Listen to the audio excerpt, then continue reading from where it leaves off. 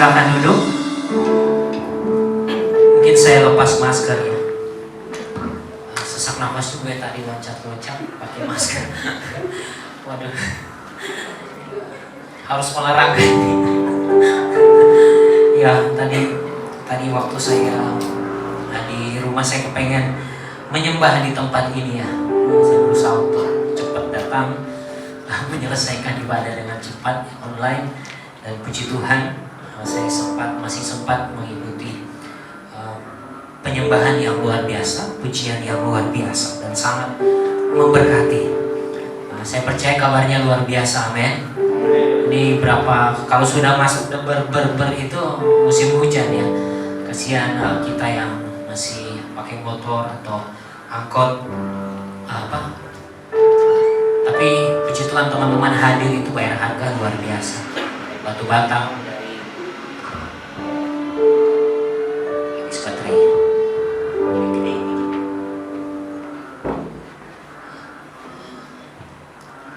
Ya, nomor berapa ya? Cek, oke. Ya. Teman-teman hadir itu hal yang luar biasa. Terima kasih buat kehadirannya.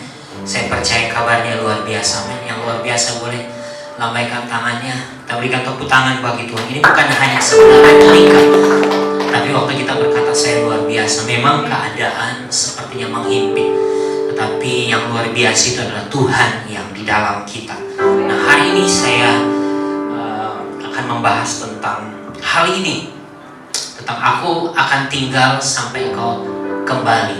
Di Hakim-Hakim 6 ayat 18. Saya beberapa minggu ini tertarik membahas tentang Hakim-Hakim, membaca Hakim-Hakim. Ini sangat cukup menarik. Dan salah satu yang cukup menarik dari Hakim-Hakim adalah pola yang terjadi terhadap orang Israel. Orang Israel waktu mereka dalam keadaan yang nyaman, mereka meninggalkan Tuhan. Nah, ketika keadaan sudah tidak nyaman lagi, bahkan ada penindasan, dan apa yang terjadi? Mereka meninggalkan Tuhan. Pola ini terjadi berulang-ulang di dalam perjanjian lama, khususnya di bagian Hakim-Hakim. Mereka jahat, mereka berseru, bertobat, lalu Tuhan tolong. Lalu setelah Tuhan tolong, lalu mereka meninggalkan Tuhan kembali. Demikian seterusnya. Nah, pada satu titik saya baca di Hakim-Hakim pasal yang ke-6 itu tentang Gideon. Di sini ada Gideon. Di situ ada tertulis, kita baca bersama-sama Hakim-Hakim pasal yang ke-6 ayat yang 18. Ayat yang cukup menarik. Saya singkat saja. Aku akan tinggal sampai engkau kembali. Ceritanya di mana bangsa Israel dalam tekanan waktu mereka menanam, lalu waktu mereka mau harvest, mau memanen hasil tanaman mereka, musuh mengambil dan menindas mereka sehingga menimbulkan ketakutan yang luar biasa. Lalu mereka berseru kepada Tuhan, minta tolong kepada Tuhan. Lalu Tuhan memunculkan Hakim-Hakim. Nah, salah satunya adalah Gideon. Lalu Tuhan menyapa Gideon lewat malaikatnya. Ada yang terjemahan mengatakan Tuhan, Son of God, langsung yang menyapa Gideon. Ada yang berkata the angel of God. Tetapi pada intinya adalah Tuhan hendak menyampaikan pesannya kepada Gideon. Dia berkata, hai engkau orang yang luar biasa. Setelah percakapan yang begitu alot, dan apa yang terjadi? Lalu di sini Gideon berkata, tunggu di sini ya, saya akan pergi mempersiapkan segala sesuatu. Dan yang menarik di sini dikatakan, aku akan tinggal sampai engkau kembali. Dalam terjemahan lain berkata seperti ini, aku akan tetap tinggal di sini sampai engkau datang menjemputku kembali. Terjemahan lain juga berkata seperti ini, aku akan tetap duduk di sini dengan penantian sampai engkau datang kembali kepadaku. Ini Tuhan yang ngomong. Kalau ayat-ayat yang lain berkata seperti ini, Daud berkata, aku menanti-nantikanmu Tuhan. Yesaya berkata, orang yang menanti-nantikan Tuhan. Tetapi hari itu, waktu saya baca ini, di sini Tuhan lain berkata, aku akan tinggal sampai engkau kembali. Ini luar biasa. Dia tidak berkata, cepat-cepat datang ke sini. Tidak. Ayo, siapa Joe datang cepat ke sini. Tidak. Tetapi aku akan tunggu sampai engkau kembali. Pribadi yang berinisiatif pertama mencari kita adalah Tuhan. Katakan amin. Pribadi yang satu-satunya yang pertama-tama berinisiatif mencari manusia, mencari orang terhilang adalah Tuhan. Dia satu-satunya inisiator yang yang mengembalikan manusia kepada posisi semula.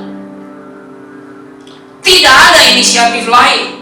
Alkitab berkata bahwa sekalipun dia pemilik kehidupan, Wahyu berkata dia mengetok pintu. Itu sopan sekali. Sini kalau punya rumah ada yang pernah ketok pintu? Kecuali kunci. Tidak ada langsung masuk. Kalau nggak dibuka pintu depan, pintu belakang. Kalau nggak dibuka pintu belakang, lewat bagasi garasi.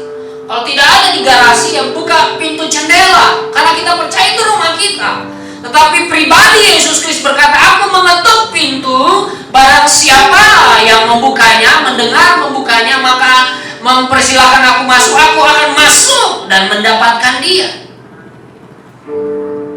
Kalau kita baca di kitab Gideon ini, hal yang paling diserang oleh intimidasi iblis adalah yang paling esensi pada waktu itu kepada bangsa Israel. Apa yang esensi oleh bangsa Israel? Yaitu makanan. Setelah mereka menanam, mereka membuatnya subur, lalu apa yang terjadi? Sudah waktunya panen, diserang oleh iblis. Makanan kebutuhan pokok yang diserang oleh musuh orang Israel pada waktu itu. Dengan kata lain, dalam ulangan berkata, akulah yang terutama di hidupku, di hidupmu, bangsa Israel, kata Tuhan. Terjemahan lain berkata semua. Tetapi bangsa Israel mengubahnya, makanan menjadi yang utama buat mereka, sehingga yang esensi itu diambil dari mereka. Mereka berteriak kepada Tuhan. Cara iblis selanjutnya, slide selanjutnya. Iblis menyerang terhadap apa yang paling esensi, penting dalam diri seseorang. Nah, hari ini kita akan belajar tentang menemukan hati Tuhan dalam badai hidup yang berat. Iblis menyerang yang paling esensi. Kalau harga diri kita yang paling berharga dalam hidup kita, itu yang diserang iblis.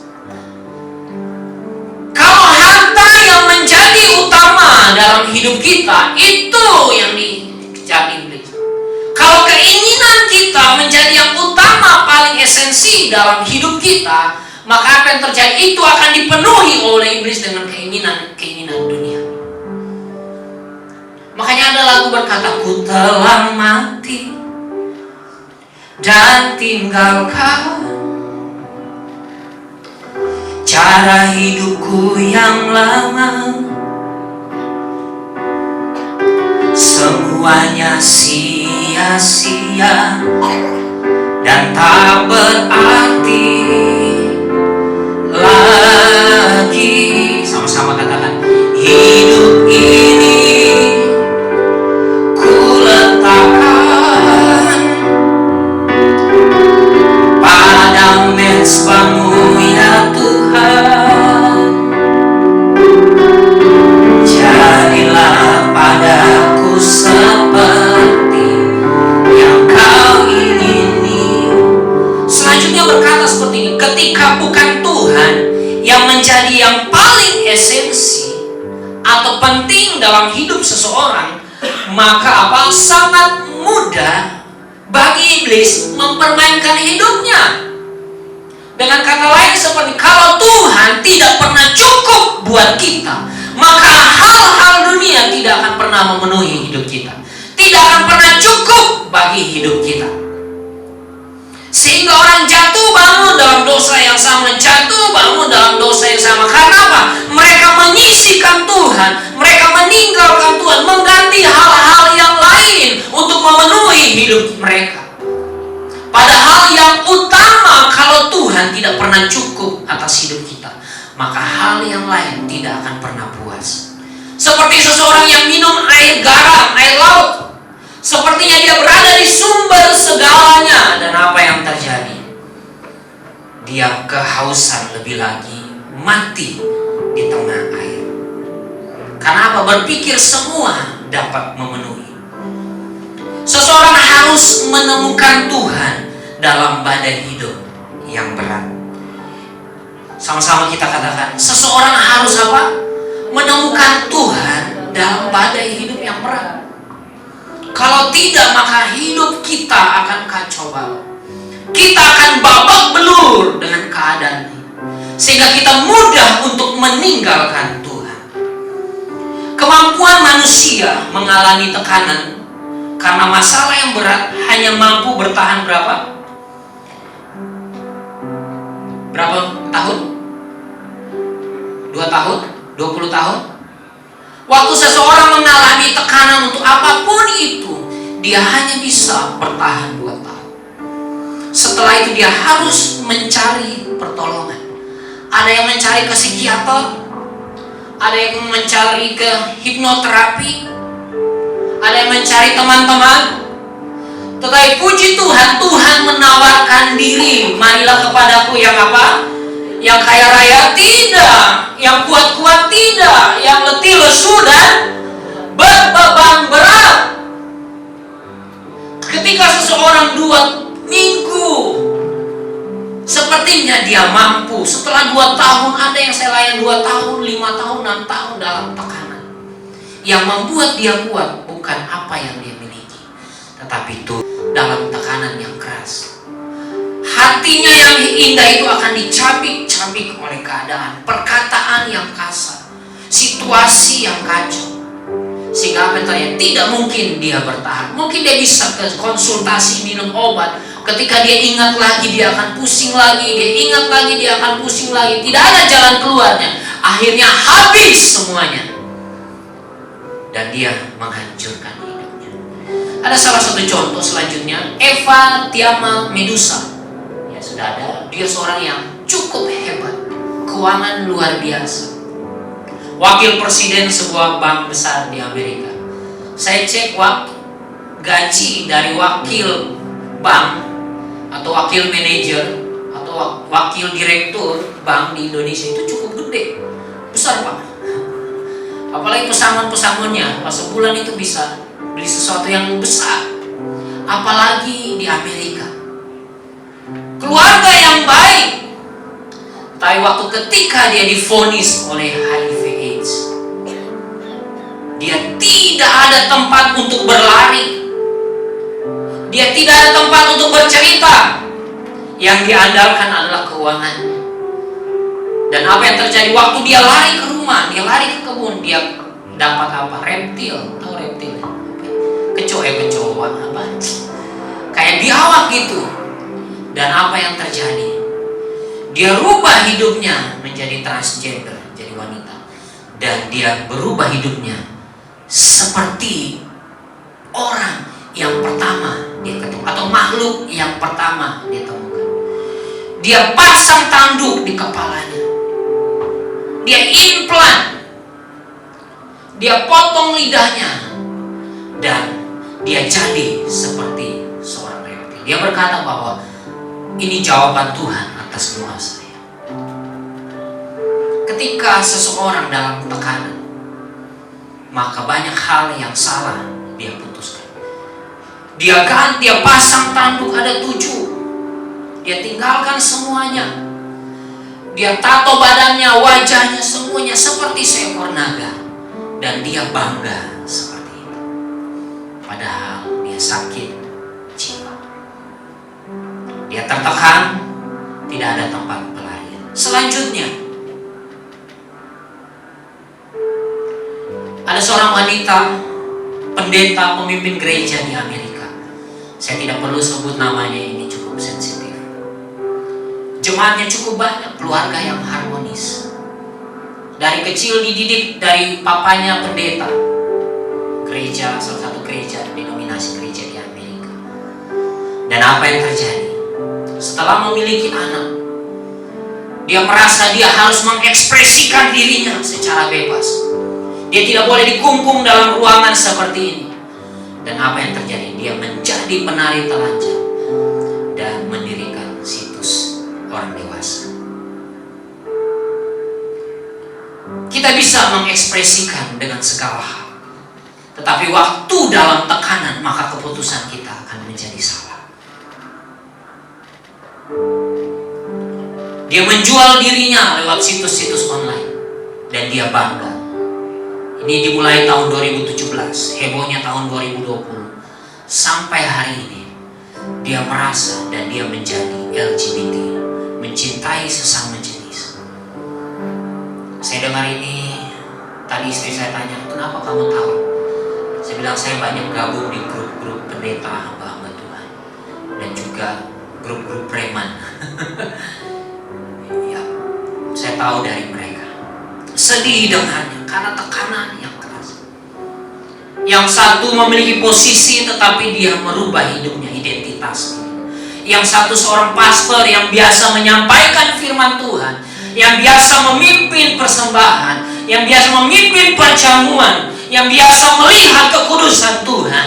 Tetapi ketika dia mengekspresikan dirinya dalam tekanan, maka keputusannya akan salah. Sehingga kalau Tuhan tidak menjadi cukup buat kita, maka yang lain akan merusak. Selanjutnya, bagaimana orang dalam tekanan, dalam masalah yang berat? Cemas, khawatir, atau gugup berlebihan, perhatian mudah teralihkan atau sulit berkonsentrasi, mudah marah dan frustasi, menghindar atau tidak mau bertemu orang lain, sering absen dari pekerjaan atau sekolah, tidak merawat diri dengan baik, misalnya menjadi jarang mandi atau berganti pakaian, jarang atau tidak mau keluar rumah, hasrat seks atau libido berkurang, sakit kepala berlebihan, tubuh terasa tidak berenergi, nyeri dada dan gangguan tidur, apalagi dan yang lain, mencari pujian dari luar. Ketika orang-orang ini kita lihat, maka semua keputusan yang dia buat menjadi salah. Untuk itu waktu dalam tekanan, jangan buat keputusan apapun. Jangan buat keputusan apapun. Tenang, diam, dan cari Tuhan. Katakan amin. Karena apa? Selanjutnya, rencana Allah tidak pernah gagal atas kita. Katakan amin. Rencana Allah tidak pernah gagal atas hidup kita, tetapi kitalah yang melempar, membuat rencana Allah terjadi atas hidup kita. Atau bahkan kita tahu dia Tuhan yang baik, kita tahu dia Tuhan yang setia, tetapi kita mempermainkan kesetiaannya. Kita mempermainkan hidup rencananya lewat hidup kita. Kita hidup tidak sesuai dengan kebenaran firman Tuhan. Selanjutnya, tidak ada doa yang tidak didengar Tuhan. Sekali lagi, tidak ada doa yang tidak didengar Tuhan. Mungkin hidup kita terlalu bising dan sibuk sehingga kita tidak dapat mendengar jawaban Tuhan. Kita seolah-olah berdoa, berusaha supaya jawaban itu menjadi instan. Anak saya cepat-cepat sembuh, ekonomi saya cepat-cepat pulih. Berdoa, Tuhan tolong saya seperti bangsa Israel. Tetapi ketika dijawab Tuhan, justru makin melukai hati Tuhan, makin menghancurkan hati Tuhan. Seperti saya ingat saya melayani seorang pemulung, bilang, Pak Ferdi, sekalipun saya mati di gerobak, saya tidak akan pernah mencuri. Oh, itu dahsyat. Dan dia benar mati di gerobak di Jakarta. Sekalipun tidak ada pertolongan daripada Tuhan, saya mau tetap setia melayani Tuhan. Katakan amin. Karena apa? Kebaikan Tuhan itu luar biasa. Selanjutnya, kesabarannya adalah bagian dari apa? Kebaikannya, dan bahwa kebaikannya itu mengarahkan kita kepada pertobatan. Kalau kita sudah menjauh dari Tuhan, Tuhan berkata, aku tetap di sini menunggu sampai kau kembali. Itu dahsyat. Dia bukan Tuhan yang menutup pintu lalu berkata pergi. Tidak, dia berkata kalau kau jauh, kau pergi, aku tetap di sini menunggu sampai kau kembali. Menjadi pertanyaannya adalah kita kembali atau tidak? Waktu saya renungkan firman Tuhan ini, Tuhan, kesabaranmu itu dahsyat, adalah bagian dari kebaikannya, dan bahwa kebaikannya mengarahkan kita kepada pertobatan. Waktu anak yang hilang itu lari, dia melihat dari jauh seorang ayah angkat celananya, angkat pakaian kewibawaannya, seorang pria di Israel yang terhormat. Ketika dia angkat ini, dia sedang mempermalukan diri. Dia tidak peduli, dia malu, dia lari sambut anaknya. Gambaran itu murid anaknya yang berlutut, tidak, aslinya bapaknya yang memeluk kakinya. Oh, itu dahsyat. Dia berkata, aku tetap di sini loh, sampai engkau dan saya kembali kepada dia. Ini pribadi yang luar biasa. Selanjutnya, Tuhan telah menjanjikan pengampunan kepada orang yang bertobat. Katakan amin. Tetapi dia tidak menjanjikan hari esok kepada mereka yang menunda pertobatannya. Ini adalah kebenaran yang serius. Sekali lagi, Tuhan telah menjanjikan pengampunan kepada orang yang bertobat, tetapi dia tidak menjanjikan hari esok kepada mereka yang menunda pertobatannya. Ini kebenaran yang serius. Dan kita punya Bapa yang baik, amin. Ketika engkau jauh, ketika kita semua lari daripada kehendak Tuhan, dia berkata, aku tetap di sini, menantimu dengan tulus. Untuk itu saya lihat pemain musik tadi luar biasa, luar biasa. Mereka setia dalam ketulusan. Saya percaya suatu saat teman semua akan menjadi besar, amin. Tidak peduli bagaimana cara Tuhan, waktu kita percaya rencana Tuhan jadi. Mungkin gereja akan menjadi besar atau kecil, tidak peduli. Tapi jaminan Tuhan, kau akan menjadi besar bagi kemuliaan nama Tuhan. Setia dalam ketulusan. Ayo, dia berkata, aku tetap di sini sampai engkau kembali. Gambaran yang luar biasa.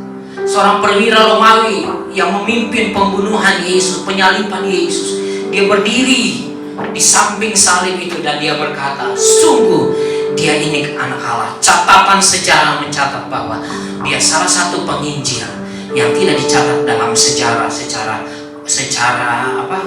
legal, secara tradisi. Tetapi tradisi lisan mengatakan dia salah satu penginjil yang luar biasa. Bahkan ada filmnya. Kalau ditulis suratnya, dia lebih hebat dari Paulus. Dia meninggalkan semua dan melayani Tuhan. Nikodemus, seorang petinggi atau Sanhedrin, pemimpin orang Yahudi. Dia memimpin, tetapi dia memilih untuk percaya kepada Kristus. Sekalipun dia ditolak dalam komunitasnya, dia pilih. Lalu dia mengambil mayat Yesus. Dia menuntun, dia meminta mayat Yesus bersama dengan Simon. Dan apa yang terjadi? Dia melayani Tuhan. Dia mau berkata malam hari ini, aku tetap di sini sampai engkau kembali. Mungkin kita berkata, tuh, saya tidak mencuri, betul? Saya tidak merokok. Saya tidak membunuh orang. Tetapi ingat, ketika cinta kita sudah mulai padam kepada Tuhan, sebenarnya kita sudah membelakangi Tuhan. Tuhan Yesus menegur oleh jemaat. Oh, dahsyat. Kalau Bro Gideon sama pacar masih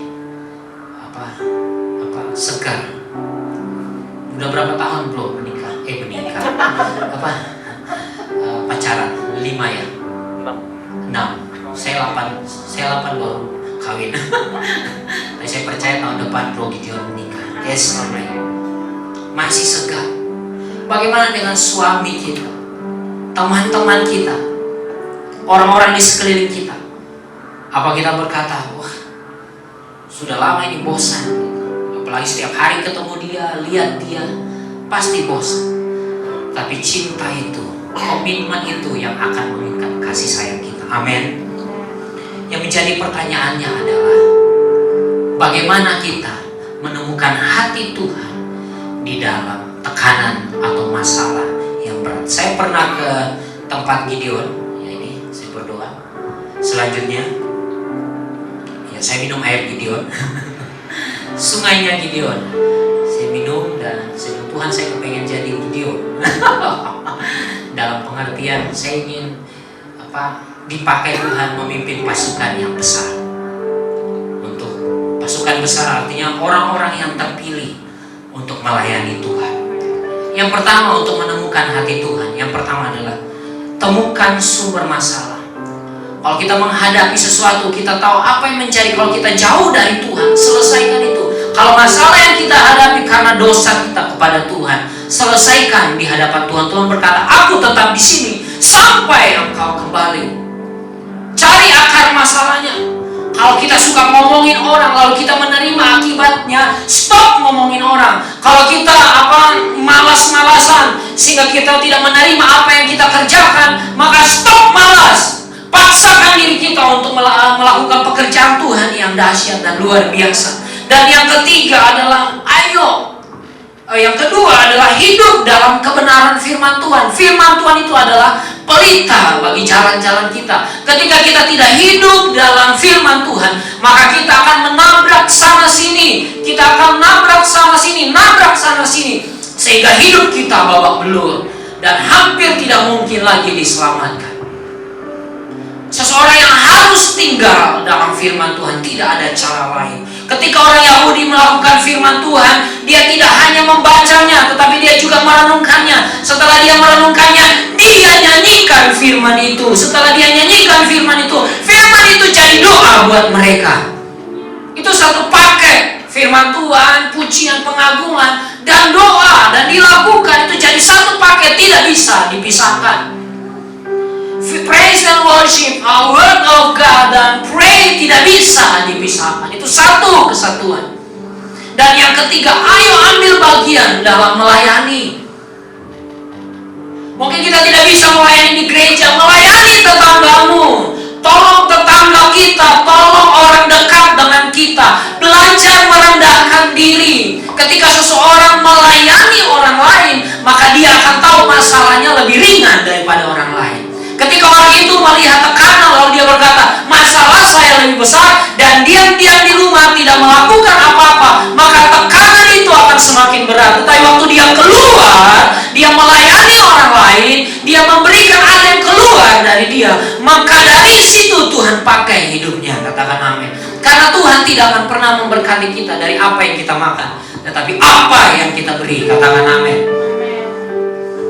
Hidup kita mungkin kita belum memiliki banyak harta seperti orang lain, tetapi waktu kita telepon, halo bro, apa kabar? Kayak minggu ini Gideon ulang tahun. Happy birthday. Tuhan berkati kamu. Happy birthday bro.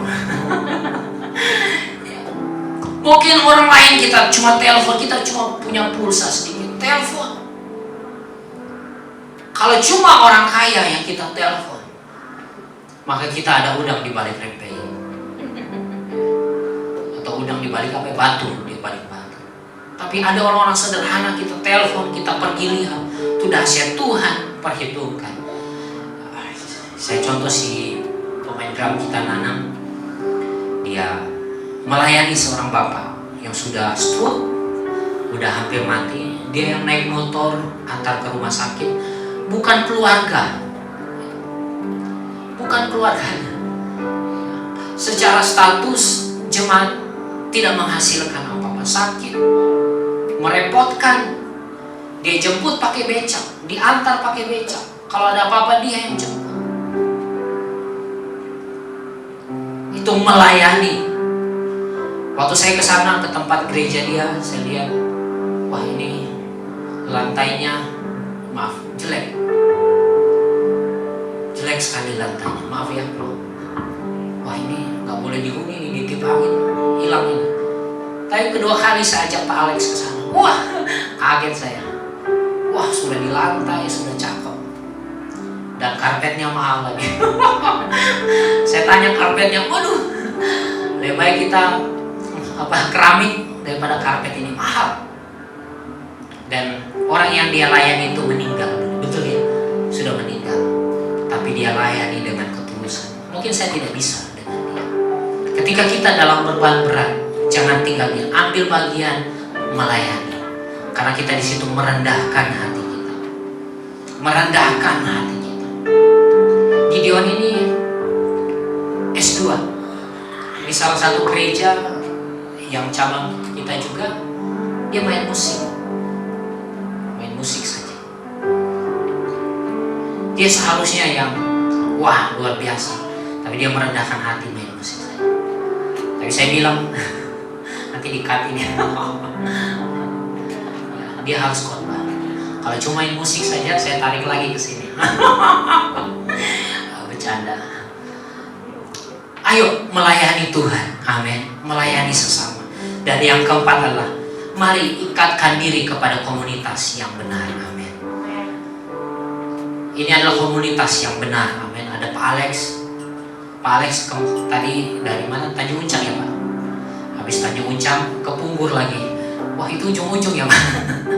Kalau di Ayu masih bagus, masih ada jalan potong, betul ya. Lewat Duriangkan. Ya, Pak Alex sudah tahu jalannya. Tapi Tanjung Uncang ke apa? Ke Punggur itu nggak ada jalan potong ya Pak. Harus mutar ya. Saya bilang ke istri, wah ini dahsyat.